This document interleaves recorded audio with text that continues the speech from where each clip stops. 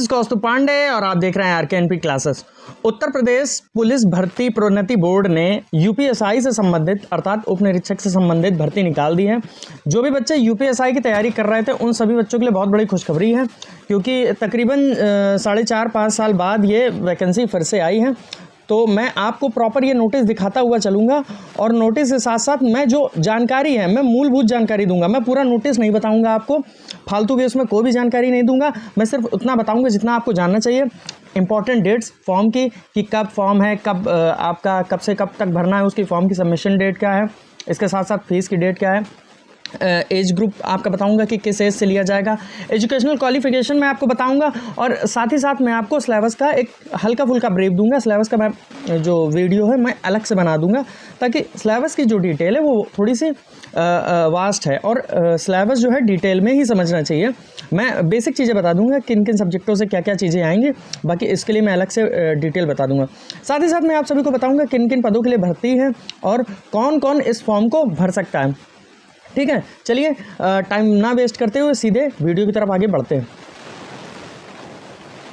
तो जैसा कि आप देख सकते हैं ये हमारा ऑफिशियल नोटिस है यूपी पुलिस का, यूपी पुलिस उप निरीक्षक अर्थात यूपीएसआई का। जब भी मैं उप निरीक्षक बोलता हूँ उसका मतलब होता है एसआई। ठीक है, देखिए इसमें दोनों ही वर्गों के लिए अर्थात पुरुष एवं महिलाओं दोनों ही वर्गों के लिए जो है वैकेंसी आई हुई है। अलग अलग रूप से इसमें वैकेंसीज़ हैं, जैसे उप निरीक्षक नागरिक पुलिस प्लाटून कमांडर जो पीएसी में रहता है। तो इस तरीके की टोटल वैकेंसी मैं अभी आपको नीचे बताता हूँ। ठीक है, कुछ बेसिक चीज़ और बता देता हूँ छोटा मोटा। जैसे ये 4200 पे ग्रेड की जॉब रहती है, काफ़ी हाई पेइंग जॉब है। और देखिए उत्तर प्रदेश में एसआई की वैल्यू वैसे भी आप सभी को पता है कि बहुत होती है।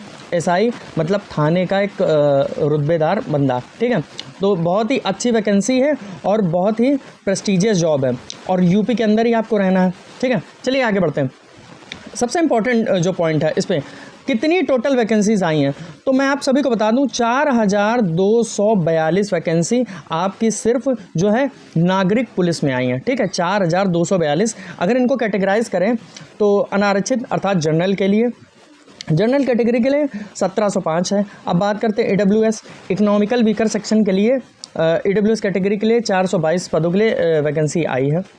अन्य पिछड़ा अर्थात ओबीसी के लिए 1142, एससी के लिए, अनुसूचित जाति के लिए 890 और अनुसूचित जनजाति अर्थात एसटी के लिए 42 पदों के लिए वैकेंसी जारी की गई है। ठीक है, अब बात करते हैं प्लाटून कमांडर में। तो 135 मैं अब इसमें कुल वैकेंसीज ही आपको बताऊंगा। 135 कुल वैकेंसीज इसमें आई हैं। मतलब इस पे बात अगर करें तो 4242 इसमें, इसके बाद 135 इसमें और ये टोटल और इसमें तकरीबन अगर बात करें प्लाटून कमांडर उप निरीक्षक विशेष सुरक्षा बल, तो इसमें 60 पदों के लिए वैकेंसी आई हैं और इसी में महिला वर्गों को भी इसमें अगर साथ में जोड़ लेते हैं तो ये आपकी 106 पदों के लिए ये वैकेंसी आई। तो टोटल तकरीबन आपकी जो टोटल वैकेंसी है वो आपकी तकरीबन 4543 तकरीबन इतने पदों के लिए वैकेंसी है। ठीक है, चलिए आगे बढ़ते हैं। और इसमें कोई विशेष पॉइंट नहीं जो आपको जानना चाहिए। हाँ, इंपॉर्टेंट डेट्स पे आ जाते हैं। अब बात करते हैं इंपॉर्टेंट डेट्स की। तो कब से कब तक ये फॉर्म भरा जाएगा। तो सबसे पहले ऑनलाइन जो आवेदन होगा इसका, ये मैं आप सभी को बता दूं, आपको ऑनलाइन आवेदन करना होगा। एक मैं पॉइंट अपने पुराने कई वीडियोज़ में भी बोल चुका हूँ। मैंने आपको बताया था कि अब जो अभ्यर्थी हैं उनको OTR भरना होगा। वो चीज़ आपको देखने को मिल गई। वन टाइम रजिस्ट्रेशन जो है वो आपको करना होगा। वन टाइम रजिस्ट्रेशन एक बेसिक रजिस्ट्रेशन होता है। आपका आधार चाहिए होता है, उसमें आपका जो मिनिमम क्वालिफिकेशन जो है वो आपका चाहिए होता है। बात कर लेते हैं आवेदन की तिथि। तो आवेदन की जो आपकी तिथि है वो आपका 12/8/2025 से लेकर के 11/9/2025 है। तो मोटा मोटा ये मान के चलिए 1 महीना आपका मिल रहा है। अब बात करते हैं आवेदन शुल्क की जो अंतिम तिथि है, तो 12/8/25 से लेकर के 11, मतलब कुल मिला के उसी डेट तक आप टिल दैट डेट ही आप जो है आवेदन शुल्क जमा कर दीजिए। टाइम क्यों रखना है। एक पॉइंट मैं आप सभी को एक चीज़ में बताना चाहता हूँ, विशेष तौर पे हमारे उन भाइयों को जो फॉर्म भेज देते हैं कैफ़े वालों को खुद नहीं भरते हैं। पहली चीज़ तो जब OTR भर रहे हो तो प्रयास ये कीजिए, अगर आप खुद भरते तो और अच्छी बात है, अगर कुछ नहीं समझ में आता तो आप पूछ सकते हैं। बाकी इसके लिए मैं प्रयास करूँ कि एक वीडियो बना दूँ फॉर्म भरने को लेकर के, और किस कैटेगरी में भरना है, मतलब नागरिक पुलिस सेवा पहले फिर क्या, तो वो सारा मैं उसके लिए स्पेसिफिक वीडियो बना दूंगा, जल्दी आपको मेरे चैनल पे देखने को मिल जाएगा। तो पॉइंट ये था कि आप लोग जो है ना, जब भी फॉर्म भरते हैं तो मेरा ये मानना है कि फॉर्म जो है आपको स्वयं ही भरना चाहिए। पहली चीज़, अगर कैफ़े में भराते तो आप खुद जाइए और फॉर्म आप अपनी आंखों के सामने फॉर्म भरवाइए। उनके जो फॉर्म भरने का तरीका होता है, क्योंकि उनको दिन में 20-25 होते हैं तो उनको बस जल्दी जल्दी फॉर्म भरना है, क्योंकि जितने फॉर्म भरेंगे उनका पैसा बनेगा, लेकिन आपका फॉर्म आपकी जिम्मेदारी है, ठीक है। तो आप अपना फॉर्म स्वयं भरिए जा करके पहले तो, और कोई भी अगर चीज़ है तो उसको बड़ा बारीकी से पढ़ के फिर ही लास्ट मतलब फाइनल सबमिशन कीजिए, ठीक है। क्योंकि फाइनल सबमिशन करने के बाद उसमें कुछ करेक्शन के लिए अगर आप उम्मीद रह जाती है, मान लीजिए कर सकते हैं, लेकिन क्यों, मतलब हमें समय, क्योंकि वैसे भी पढ़ाई में टाइम देना, तो आधा पौन घंटा 1 घंटा निकाल करके आप सबसे पहले जब भी फॉर्म भरने जाएँ तो स्वयं जाएँ, खुद ही फॉर्म भराएँ अपनी आंखों के सामने, ठीक है। चलिए आगे बढ़ते हैं। आवेदन का जो शुल्क है, अब आवेदन के शुल्क की बात कर लें तो सामान्य EWS और अन्य पिछड़ा, मतलब जनरल EWS और OBC के लिए जो फीस है वो आपकी 500 रुपये। कितनी है? 500 रुपये। और बात करें अगर कि जो अनुसूचित जनजाति और जो है आपकी अनुसूचित जनजाति, तो उसके लिए मतलब SC ST के लिए 400 रुपये आपकी फ़ीस जो है दी गई है। तो मतलब आप जनरल वालों को, OBC वालों को और EWS वालों को 500 रुपये देने, और SC ST को 400 रुपये शुल्क जमा करना होगा, ठीक है। अब आगे बढ़ते हैं। अब ये इसका कोई पॉइंट नहीं, देखिए राष्ट्रीयता आपकी कहाँ है, भारत की होनी चाहिए, सीधी सी बात है। आप भारत के अगर वासी हैं तो आप इस फॉर्म को भर सकते हैं। अब बात करते हैं शैक्षणिक अर्हता की, मतलब एजुकेशनल क्वालिफिकेशन की। शैक्षणिक अर्हता भारत में विधि द्वारा स्थापित विश्वविद्यालय से स्नातक, देखिए सबसे बेसिक चीज़ है, आपकी मिनिमम क्वालिफिकेशन इसमें स्नातक होनी चाहिए। आपने BSc कर रखा हो, आपने BA कर रखा हो, ठीक है, आपने BTech कर रखा हो, उससे कोई आपकी मिनिमम जो है ये एजुकेशनल क्वालिफिकेशन आपकी इन तीनों में से कोई एक चीज़ होनी चाहिए। मतलब आप जो है स्नातक होने चाहिए, ठीक है। आप ग्रेजुएट होने चाहिए, इसके बाद आपने PhD कर रखा, उससे कोई मतलब नहीं है, ठीक है। मिनिमम आपकी एजुकेशन क्वालिफिकेशन जो है स्नातक होनी चाहिए, ठीक है। चलिए आगे बढ़ते हैं। और बाकी ये बाकी और इन सब चीज़ों का कोई वो नहीं है। मान लीजिए हाँ, आपने अगर आपने राष्ट्रीय कैडेट कोर का कोई भी वो किया है, NCC का या बाकी सारी चीज़ें, तो आप अपना फॉर्म फिल करते समय देख लीजिएगा, ठीक है। आयु सीमा सबसे अच्छा पॉइंट इस बार, और मैं माननीय योगी जी और बाकी जो विभाग है उसकी बहुत तारीफ़ करूंगा, और मैं उनका बहुत बहुत धन्यवाद करता हूं सभी छात्रों की ओर से, क्योंकि उन्होंने इस बार जो किया है ना आयु सीमा को लेकर के, ये मतलब बहुत ही सराहनीय है। उप निरीक्षक नागरिक पुलिस में पुरुष एवं महिलाओं को जनरल कैटेगरी से सभी को, मतलब मैं बात अगर करूं, एक पॉइंट मैं नीचे आपको दिखा देता हूं, उसके बाद तो मैं एज आपको बता ही रहा हूं। सबसे मेन चीज़ क्या है, जो आयु सीमा है, ये देखें आयु सीमा जो है, आयु सीमा की छूट, इसमें अगर ये पॉइंट अगर आप ध्यान से पढ़ेंगे तो ये दिया हुआ है, सभी वर्गों के अभ्यर्थियों के लिए अपवाद स्वरूप एक बार के लिए 3 वर्ष की छूट दी गई। मतलब सभी वर्गों के लिए, वो चाहे जनरल हो, SC ST, सभी के लिए, OBC EWS सभी के लिए। तो जनरल कैटेगरी से जो इस बार आपकी आयु सीमा है तो वो क्या है, 21 से 28 वर्ष तो वैसे ही रहती है। 2017 का अगर आपने उसके बाद के अगर पेपर या कभी फॉर्म वगैरह देखे हो तो आप सभी को पता होगा कि 21 से 28 तक जो होती है वो जनरल कैटेगरी के लिए होती ही है। लेकिन इस बार क्या किया है गवर्नमेंट ने, इस बार जनरल कैटेगरी को 21 से 31 कर दिया है। मतलब ये जो 3 साल का, मान लीजिए अगर 28 से अगर हम डेट लेते हैं तो 3 साल का जो है डिफरेंस दिया, तो ये एक बहुत बड़ा गेम चेंजर निकलेगा। लेकिन एक चीज़ है, जो बच्चे अभी नए रूप से तैयारी कर रहे हैं, देखिए मैं आप सभी को बता दूं, जो पुराने बच्चे हैं जो कायदे से तैयारी कर रहे हैं और जो 3 साल पहले वाले हैं जिनको इनको मौका मिल गया, तो कंपटीशन थोड़ा सा टफ हो जाएगा, ये आप सभी को ध्यान रखना। मैं डिटेल वीडियो फिर से बनाऊँगा, मैं आपको अभी इस पर टाइम आपका वेस्ट नहीं करूँगा। चलिए आगे बढ़ते हैं, मैं फटाफट आपको डिटेल बता देता हूँ इसमें।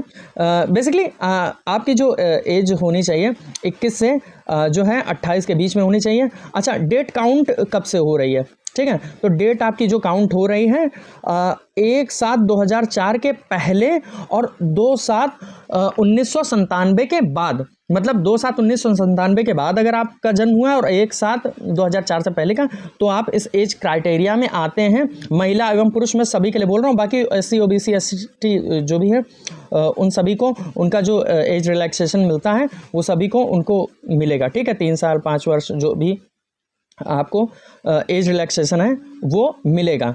अब बात करते हैं, हाँ ये पॉइंट समझ लेते हैं, हालांकि इतना कुछ इंपॉर्टेंट है नहीं, आप लोग विवाहित के आए होंगे। एक पॉइंट ये है कि जिसने भी मतलब एक से अधिक पति या पत्नी है जिनके, तो वो इस फॉर्म को नहीं भर सकते हैं, ठीक है। चलिए बाकी ये देखिए एक पॉइंट ये है शारीरिक स्वास्थ्य के लेकर के, तो ये मैं आपको बाद में बता दूंगा, अभी हालांकि इसकी ज़रूरत नहीं पड़ेगी। बाकी आप मेडिकली फिट होंगे ही, मेडिकली आपको फिट होना चाहिए। अब बात करते हैं भर्ती प्रक्रिया को छोड़ देते हैं अभी। हाँ ये पॉइंट आपके लिए इम्पोर्टेंट है। लिखित परीक्षा में जो क्वेश्चन होंगे, जो भी लिखित परीक्षा में जो भी प्रश्न आएंगे वो कहाँ से आएंगे, किन किन टॉपिक से आएंगे, मैंने आप सभी को बोला सिलेबस का मैं अलग से वीडियो बना दूंगा। फिलहाल आपको मैं बेसिक चीज़ें बता देता हूँ, ठीक है। तो कुल मिला के 400 अंकों का जो पेपर होगा वो आपका 400 अंकों का जो है ये पेपर होगा, ठीक है। अब 400 अंकों के पेपर में कैसे क्या कैटेगराइज किया गया है मैं आप सभी को बताता हूँ। 1 मिनट मैं स्लाइड को ऊपर कर लेता हूँ, ठीक है। हाँ तो बात करते हैं, सामान्य हिंदी से प्रश्न आएंगे, मूल विधि, संविधान और सामान्य ज्ञान, ठीक है। तो एक बात मैं बता दूं, मूल विधि और संविधान का जो वेटेज होता है सामान्य ज्ञान से काफ़ी ज़्यादा होता है। दूसरी चीज़ आप सभी को शायद पता होगा कि IPSC को बदल करके BNS कर दिया गया, तो उससे भी अब क्वेश्चन ठीक ठाक देखने को मिलेंगे, क्योंकि वो करंट का पार्ट भी हो गया, ठीक है। अब बात करते हैं संख्या एवं मतलब ये रीजनिंग का पार्ट है, ठीक है। मानसिक योग्यता जो ये रीजनिंग का पार्ट है, ठीक है। तो सॉरी मैथ्स का पार्ट है प्लस रीजनिंग का पार्ट है, ठीक है। इसमें मैथ्स और रीजनिंग दोनों आपका आएगा। तो कुल मिला के हिंदी आपका आएगा, हिंदी एक टॉपिक आएगा, एक आपका मूल विधि GS से आएगा, एक आपका गणित से आएगा, और अगला चौथा जो टॉपिक है ये आपका रीजनिंग से आएगा, ठीक है। अब अगर देखें तो 40-40 प्रश्न सभी में आएंगे, ठीक है, और 100-100 अंक प्राप्त होंगे, ठीक है। चलिए आगे बढ़ते हैं। अब इसमें ऐसा कुछ है, हाँ एक पॉइंट आप और ये समझ लीजिए, हर बार ऑनलाइन पेपर होता था, ये जो एग्ज़ाम होता है वो ऑनलाइन ही होता था UPSI का, आपको ऑनलाइन। लेकिन इस बार जो है ये OMR सीट, मतलब आपका हार्ड कॉपी में पेपर होगा, ये आपका फिजिकल पेपर होगा, इस बात को ध्यान रखिए। और इस बात पर मैं प्रॉपर आपको ब्रीफ दूंगा, क्योंकि ये जो डिटेल वीडियो है मैं आपको इसके लिए अलग से बनाऊंगा। अब पेपर टफ होने वाला, ये आप लोग अपने दिमाग में बैठा लीजिए, क्योंकि ऑफलाइन पेपर में बहुत सारे डिफरेंसेस होते हैं। मैं आपको बेसिक चीज़ें बताऊंगा, हालांकि काफ़ी सारे बच्चों को पता होंगी, तो जिन्हें पता है तो वो जानते हैं, लेकिन मैं अपनी तरफ से ये मान के चल रहा हूँ, अभी आपको जानकारी नहीं तो मैं आपको वीडियो बना के दूंगा, ठीक है। टोटल समय जो मिलेगा पेपर को आपको 2 घंटे, मतलब 120 मिनट, बेसिकली आपको 120 मिनट मिलेंगे, ठीक है। और कुल 160 क्वेश्चन होंगे, ठीक है। लिखित परीक्षा होगी, ठीक है। OMR सीट जहाँ मैंने देखा मुझे पता चल गया ये लिखित परीक्षा, देखिए दिया हुआ है, तो ये लिखित परीक्षा आपकी होगी, ठीक है। चलिए ऑनलाइन पेपर में थोड़ी सी सुविधा मिल जाती है, जो भी पेपर अगर SSC वगैरह का दिए होंगे तो उन्हें पता होगा, ऑनलाइन पेपर में तुरंत टिक लगाना होता है, लेकिन इसमें जो है आपको OMR सीट भरनी होती है। इसको मैं डिटेल में आपको ब्रीफ करूंगा और एक प्रॉपर इसके लिए वीडियो बनाऊंगा, और इसमें मैं ये भी बताऊंगा कि उसमें शॉर्ट तरीका क्या है। अब बात करते हैं शारीरिक मानक, ठीक है। तो आपकी फिजिकल जो है वो क्या होनी चाहिए, तो बात कर लेते हैं कि अगर सामान्य एवं उससे आते हैं EWS और OBC से अगर आप आते हैं, तो आपकी जो हाइट है 168 सेंटीमीटर होनी चाहिए। 168 सेंटीमीटर अगर आपकी हाइट है तो आप इस फॉर्म को भर सकते हैं, आई थिंक होगी ही, तभी आप लोग तैयारी कर रहे हैं, ठीक है। अब बात करते हैं अनुसूचित जाति, मतलब SC ST अनुसूचित जाति एवं जो अन्य हैं, तो उनके लिए 160 सेंटीमीटर हाइट मिनिमम आपकी रिक्वायर्ड है, ठीक है। इसमें फिजिकल होता है और काफ़ी ठीक ठाक फिजिकल होता है। अब बात करते हैं कि सीना कितना फूलना चाहिए, तो इसमें 79 आपका नॉर्मल होना चाहिए बिना फुलाए, और फुलाने के बाद 84 लगभग, मतलब बोल सकते हैं न्यूनतम 7 सेंटीमीटर का जो आपका चेस्ट का फुलाव आना चाहिए। बात कर लेते हैं OBC और SC ST की, ये सब आपके लिए, ये देखिए जनरल जनरल ईडब्ल्यू ओबीसी के लिए 79 होना चाहिए सीना, और फुलाने के बाद 84। अब बात करते हैं SC ST की, तो 77 होना चाहिए सेंटीमीटर आपका बिना फुलाए, और जब फुलाते हैं तो 84 आपका सीना आना चाहिए। ठीक है, महिलाओं के लिए भी आपकी डिटेल दी हुई है। 152 आपकी सामान्य में जो है हाइट होनी चाहिए, और SC ST में 147 आपकी हाइट होनी चाहिए। वजन आपका इसमें दिया होता है, इसमें चेस्ट नहीं नापा जाता है फीमेल्स का, तो 40 किलोग्राम आपका वेट होना चाहिए, मिनिमम रिक्वायरमेंट है। ठीक है, तो जो जिनकी भी हाइट है, जो भी तैयारी कर रहे हैं, अगर उनकी हाइट है एक बार चेक करा लें। मैं कहूँगा आप बिल्कुल तैयारी कीजिए, क्योंकि सबसे बेस्ट वैकेंसी यूपी के अंदर है, और SI का तो क्या ही मतलब रसूख होता है। अब बात करते हैं कि इसमें जो दौड़ होगी वो कैसे होगी। तो पुरुषों की बात कर ले सबसे पहले। तो पुरुषों की जो दौड़ है वो 8.4 किलोमीटर है। ठीक है, 8.4 किलोमीटर है, वो भी 28 मिनट में आपको दौड़ पूरी करनी है। अब बात करते हैं अगर महिलाओं की, तो 2.4 किलोमीटर है, जिनको 16 मिनट में कंप्लीट करनी है। इसमें OBC SC ST नहीं होता है, जो भी है सभी के लिए सामान्य है। ठीक है, और हाँ, तो मतलब आपको दौड़ा एक साथ ही जाएगा, उसमें कोई कैटेगराइज आपको नहीं करेंगे। ठीक है, तो फिजिकल आपको तैयार करना है, लेकिन अभी फिजिकल के लिए टाइम है। ठीक है, अभी आपको सिर्फ पढ़ाई पे ही ध्यान देना है। फिजिकल आप थोड़े दिन अगर दौड़ लेंगे, मैं उसके लिए प्रॉपर आपको बताऊंगा कैसे क्या दौड़ना है, स्टैमिना कैसे बढ़ेगा। ठीक है, और बाकी ये देखिए आरक्षण जो आयु सीमा है वो सब आपका दिया हुआ है, तो आप सभी को पता है OBC SC ST को जो भी आयु सीमा में छूट मिलती है, माफ़ी चाहूँगा, तो वो आपको मिलेगी। ठीक है, वो आपको छूट मिलेगी। स्वतंत्रता संग्राम सेनानी, उनको भी अलग से छूट मिलेगी, जो भी उनको मिलती है। अगर किसी को भी डिटेल उससे रिलेटेड चाहिए हो तो मुझे कमेंट सेक्शन में पूछ सकते हैं, मैं उसको बता दूंगा। अगर क्वेश्चन ज़्यादा रहेंगे तो मैं उसके लिए एक प्रॉपर वीडियो प्रोवाइड करा दूंगा। ठीक है, तो आप कमेंट सेक्शन में मुझसे आकर के क्वेश्चन पूछ सकते हैं। भूतपूर्व सैनिकों के लिए भी कुछ पॉइंट्स दिए हुए हैं। चलिए मैं स्लाइड को आगे बढ़ाते हुए चलता हूँ। मेरा मकसद ये था कि मैं आपको ब्रीफ डिटेल छोटा मोटा अपना आपको प्रोवाइड करा दूँ, और ना कि आपको ये हालांकि बता देता हूँ। चलिए, इसमें ये भी यूनिक आईडी मतलब आधार आपका होना चाहिए, मोबाइल नंबर होना चाहिए, इससे आपका OTR फॉर्म भर जाएगा। मेल आईडी आपके पास होनी चाहिए। ठीक है, और डिजी लॉकर की डिटेल आपकी मान्य होंगी। ठीक है, भर्ती संबंधित इसमें डिजी लॉकर की जो डिटेल हैं आपकी मान्य होंगी। बाकी फोटोग्राफ, हस्ताक्षर, पदों का, अच्छा एक चीज़ है, हाँ ये पॉइंट मैं बता देता हूँ, क्योंकि जो भी आप लोग फॉर्म भरने जाएंगे तो पॉइंट A B C इसी क्रम में ही आपको भरना है। इसमें और इसमें ऊपर नीचे आप कर सकते हैं, लेकिन पहला आपका जो देखिए, जब आप उसमें ऑप्शन भरते हैं भर्ती प्रक्रिया के दौरान कि आप वरीयता किस पोस्ट को दे रहे हैं, तो सबसे पहले आप उप निरीक्षक को वरीयता दीजिएगा। मान लीजिए आपके नंबर अच्छे आ गए और आपने वरीयता दे दी प्लाटून कमांडर की, तो आप चाह करके भी आपको ये पद नहीं मिल पाएगा, तो उप निरीक्षक थाने में मिलता है। ठीक है, बाकी सेकंड और थर्ड में जो है आप ऊपर नीचे कर सकते हैं, बट इसको फर्स्ट में ही डालिएगा। ठीक है, तो पदों की जो वरीयता है वो बहुत सोच समझ के डालिएगा। मैं तो कहूँगा कि जो पॉइंट दिया हुआ है आप उसे ही एज इट इज़ भर दीजिएगा। ये जो पॉइंट दिया हुआ है, सॉरी ये जो पॉइंट दिया हुआ है आप इसे एज इट इज़ ही भर दीजिएगा। ठीक है, इसमें कुछ भी ज़्यादा दिमाग लगाने जैसा नहीं है। ठीक है, आवेदन शुल्क जो होगा वो आपका ऑनलाइन ही जमा होगा। ठीक है, आगे स्लाइड बढ़ाते हैं, ऐसा कुछ इंपॉर्टेंट है नहीं। भर्ती संबंधित अन्य महत्वपूर्ण निर्देश, आगे की क्या चीज़ें हैं, हेल्पलाइन नंबर वगैरह दिया हुआ है, हालांकि ना ही लगता है ना ही ज़रूरत पड़े आप सभी को। बोर्ड की बाकी सारी जानकारी, हाँ ये मैंने आप सभी को बता ही दिया। लिखित परीक्षा का जो पाठ्यक्रम है ये आपका क्या कैसा रहेगा, इसके लिए मैं एक अलग से प्रॉपर वीडियो बनाऊंगा, क्योंकि इसमें मैं आपको सिलेबस भी डिस्कस करूंगा। ठीक है, ये आपका हिंदी का सिलेबस है, ये मूल विधि का सिलेबस है। ये मैंने आप सभी को बताया था ना, अभी मैंने ऊपर बोला था कि जो IPC है उसकी जगह पे BNS सॉरी ये BNS ये आपका यूज़ होगा, और जो CRPC है उसकी जगह BNSS यूज़ होगा। ठीक है, भारतीय न्याय संहिता बेसिकली आपका आएगा, क्योंकि अब अपडेट हो चुका। बात करते हैं मैथ के सिलेबस की, तो ये आपका दिया हुआ है। इसके लिए मैं फिर से कह रहा हूँ, मैं अलग से वीडियो बनाऊंगा प्रॉपर, क्योंकि डिटेल में मैं आपको बताऊंगा। और बाकी ये जो है रीजनिंग का जो है सिलेबस दिया हुआ है। ठीक है, तो बेसिकली मैंने पूरा आपको डिटेल वीडियो प्रोवाइड करा दिया, जो बेसिक चीज़ें आपको चाहिए। बाकी इसमें ऐसा कुछ इंपॉर्टेंट आपके लिए है नहीं। बेसिकली डेट्स को आपको याद रखना है, कब से फॉर्म भरने हैं, तो फॉर्म की जो डेट है आप सभी लोग याद रखिए और फॉर्म कोशिश करिएगा कि जल्दी से जल्दी भरवा लीजिए।